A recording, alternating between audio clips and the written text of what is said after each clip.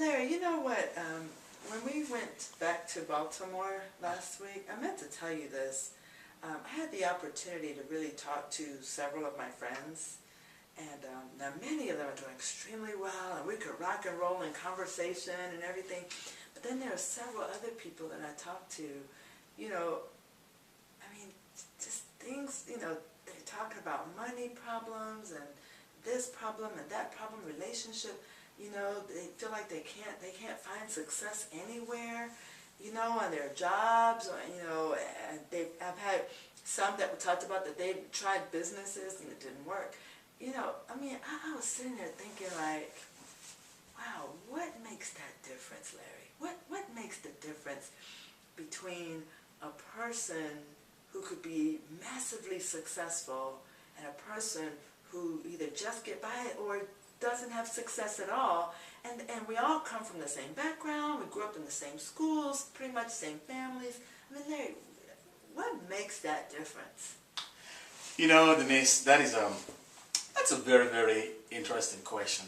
That's an age-old question, and I can answer that question for you. Hey, it's about, who knows? It's in the afternoon now. We could spend the next week digging into the answer to that question. Or I could answer the question actually in a matter of literally in less than a minute. But you know, if I try to go 3 or 4 days or 4 weeks, we don't have enough time for that.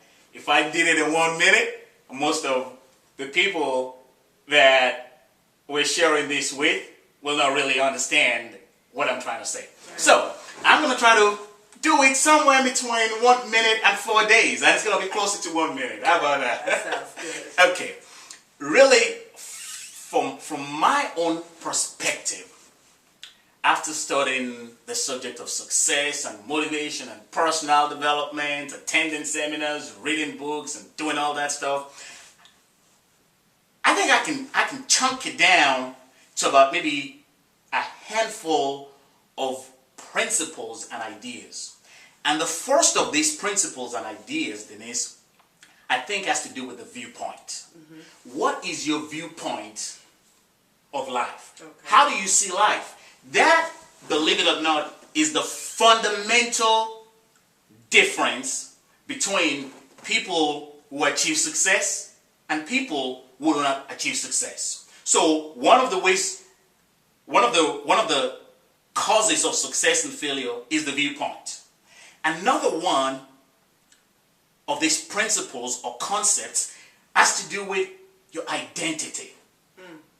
Who do you think you are? Like Jesus said, when Jesus asked Peter, who do men say that I am? Right. So you answer that question. I'm not asking you to give me an answer now, but who do you say that you are? Mm-hmm. Because you see, your identity ultimately determines what you will do and what you will not do, what you will settle for and what you will not settle for. And I found out that most of us do not really know who we are. We have all these labels, all these associations, all these organizations that have been attached to us, and we don't really know who we are. For example, if I were to ask you, who are you? You might say, well, my name is, you might say, I am Denise Adebesin. But that's not who you are, Denise. That's your name. Right. I could ask you, who are you? And you could say, well, I am an internet marketing expert. But you see, that's still not who you are, Denise. That's what you do. Or I could ask you who you are. You could say to me, well, I'm a wife. Well, that's your marital status. Right. Or you could say to me, well, I'm an American. That's your nationality. You still haven't told me who you are. Right. And you see, until you know who you are, you're limited. Okay? And I can get into all of this in detail, but I'm just kind of giving you an answer. I'm attempting to answer the question you asked me.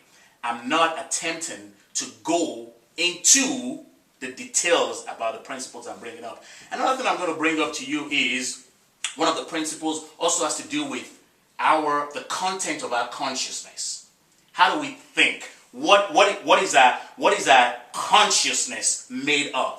James Allen, the author of As a Man Thinketh, said, one of his quotes in As a Man Thinketh goes something like this: men, and I will say women by the way, do not attract that which they want, but that which they are. The divinity that shapes our ends is in ourself. It is our very self. Man is manacled only by himself. Thoughts and actions are the jailers of faith. They imprison being base. They also liberate. Okay? So, it has to do with the content of our consciousness. And you see, all of this boils down again to our viewpoint. Because your viewpoint determines what you allow to dominate your consciousness. And then, of course, we've talked about viewpoint. We've talked about identity. We've talked about the content of our consciousness. And all of that, again, revolves around how we've been conditioned. You see, I know beyond a shadow of doubt from my studying. I don't know a lot. I always tell people, I don't know a lot. There's a whole bunch of stuff I don't know. But I know a few things. And the few things that I know them so well that I can defend them any day, anytime, anywhere. And one of those few things that I know is this: you and I and everybody else were created in the image and likeness of God. We were designed to excel. Amen. But we have been conditioned to live average, mediocre lives. Other thing to keep in mind is this: Jesus said, "My kingdom is not of this world." So, what is this kingdom and what is this world? Most of us don't know the difference. Some of these things I'm sharing with you, you might be saying, what do these things have to do with some people meeting their financial goals and so on and so forth? I'm telling you, they're these spiritual principles, because what you see out there, this physical manifestation, is a result of the spiritual principles. That's right. But we have been we've been so disconnected from our true identity that we don't even think to address the spiritual issues. It's like, how can I work more? How can I get another opportunity? How can I make some more money? You see, let me put it to you this way, Denise. In a nutshell, to answer your question, yes. What does it take? Okay, let me just chunk it out. Okay. This is what it boils down to. Okay. Do not be conformed any longer to the patterns of this world, but be transformed by the renewing of your mind. Don't be conformed to the financial pattern, to the medical pattern, to the education pattern, to the marketing pattern, to the media pattern. Just ignore. Don't conform to them, because all of those patterns are designed to keep you in bondage. Break away. Set yourself. Claim your freedom. How do you do that? It's very simple. Start studying some of these principles we talk about. Start studying. A good place for you to start is Success It's Your Birthright.